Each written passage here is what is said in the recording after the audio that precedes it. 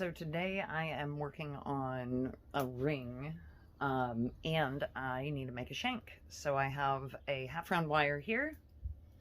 I'm not too sure what gauge this is. I'll check it out and let you know what gauge it is. It's half round sterling, half round wire. I'll show you how I bend this. And I've already got the front top half of the ring all made up, ready to go to solder on it. So on to making a shank. This is the half round, and we are going to take this over to the torching table. And what I'm going to do is anneal this half round, which means I'm going to make it really hot and then cool it off, and that'll help me bend it. So I'm going to set you guys up here on the trusty little camera tripod. And I'm going to zoom in so you can see the color. Hopefully you can see the color of the silver change. Let's move you over just ever so slightly. Okay, I am using my trusty propane torch. For those of you that haven't watched my previous videos, I use a propane torch, and probably because it's got more sentimental value to me than anything else. I could use the Smith Mini, but I like using this instead. It's just easiest.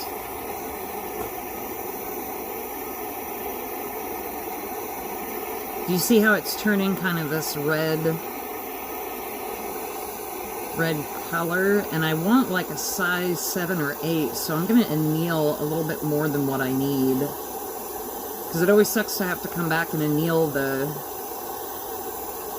end half.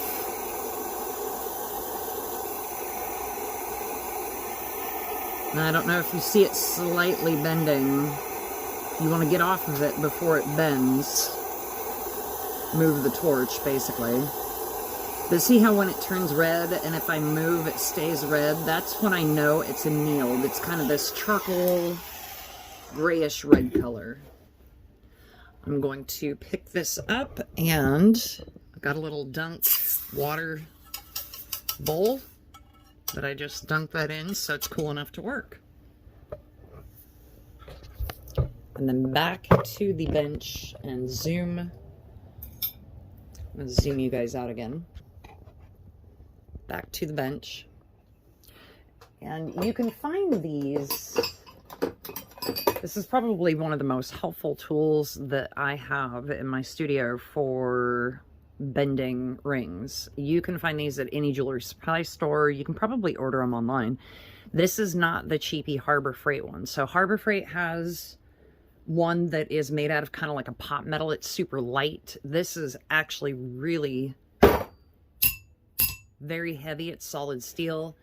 It has all the markings on it for the different ring sizes, and then it has a shank like kind of guide basically to tell you like this is where your ring would lie, like right up here. It's flat and kind of grooved in. So from this point, my shank will go from this point all the way around to the point in. And what I will do, I know that I want a 7. So I'm going to start at a 6. And the hammer that I'm using will be a leather hammer. And one of the reasons being is that once I start hitting it steel onto the steel, mash it between steel, it will nullify my, I'll have to go reheat it again, because what that does is it compresses the silver back together. So when you heat it, you're spreading its molecules apart, and it makes it easy to bend these. I just did this with my finger and put a bend in it. Once you hit it with steel, it pushes it back together. So I am just going to loosely whack at this thing, and I'm going to start probably at a much higher size, like 8. That's not much higher, but you know. Actually, I'm going to put this in the vise so it's easier to hold on to.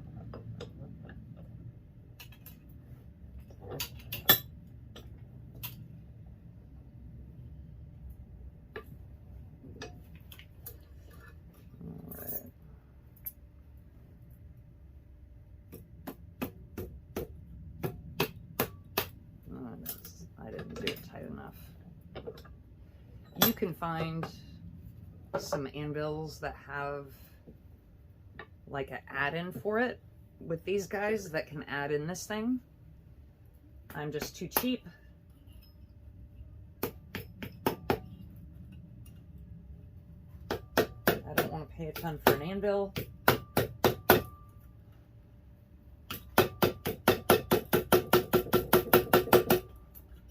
I'm just going to whack it and feed it in.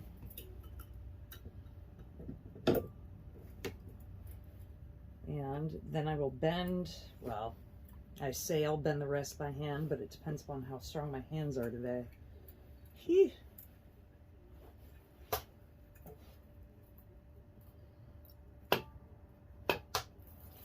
Yep, need to tighten it again.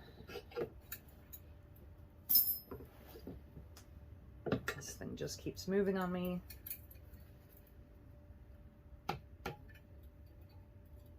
You usually have better luck.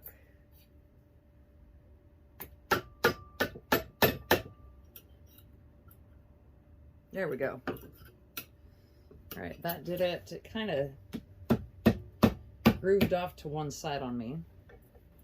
And let's see, where at number 7 are we? So I need a little bit more bent.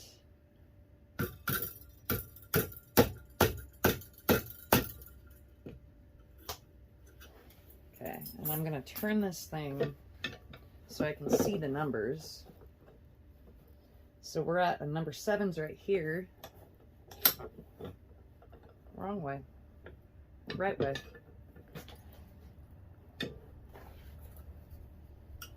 Okay, so if I take it up to a number 7, so since it is a number 7 and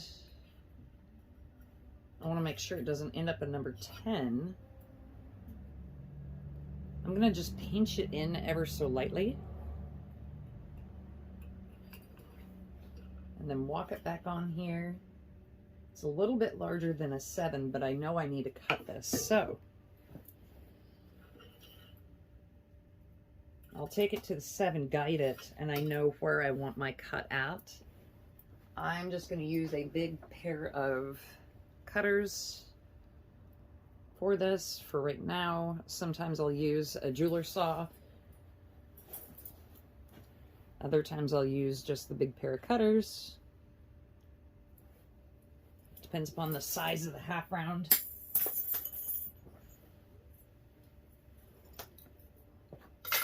Okay, so I just cut that. Now I'm going to go back to the sizer, go back to like a 6.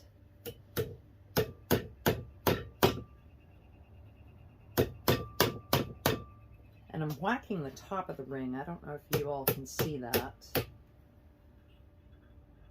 It's a little bit bigger than what I want, so I'm going to go to a 5-ish.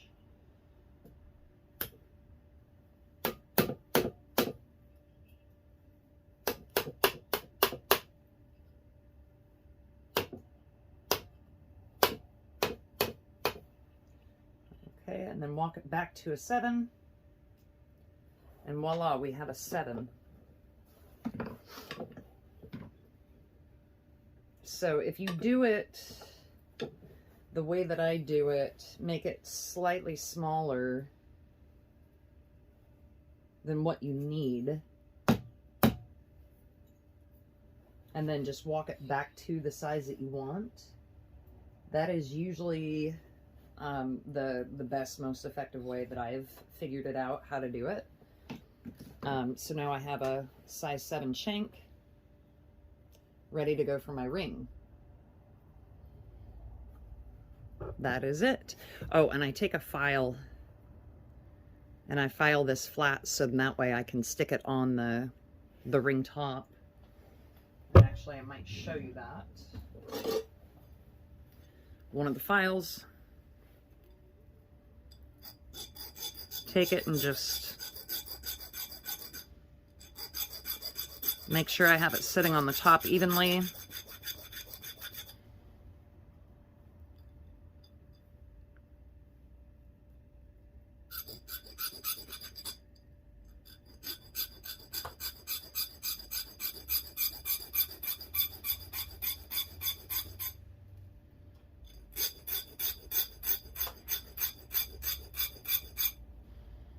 I know it makes a horrible noise.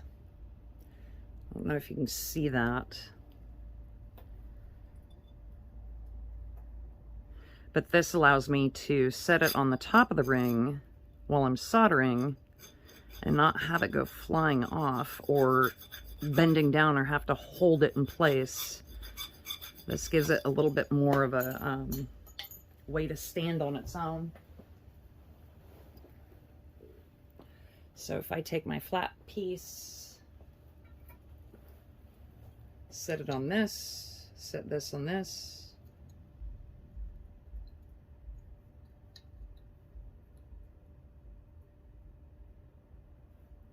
there we go, it can stand on its own. It needs to be filed a little bit that way.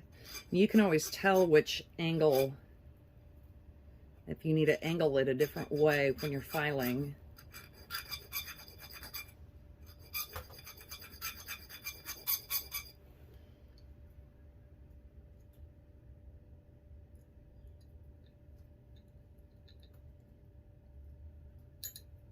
Yeah.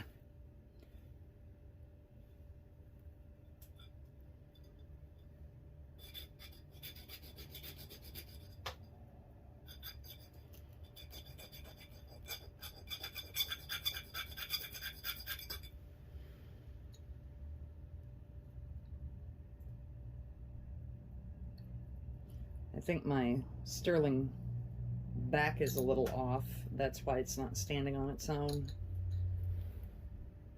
Okay, but I think I have it though down to where I want it.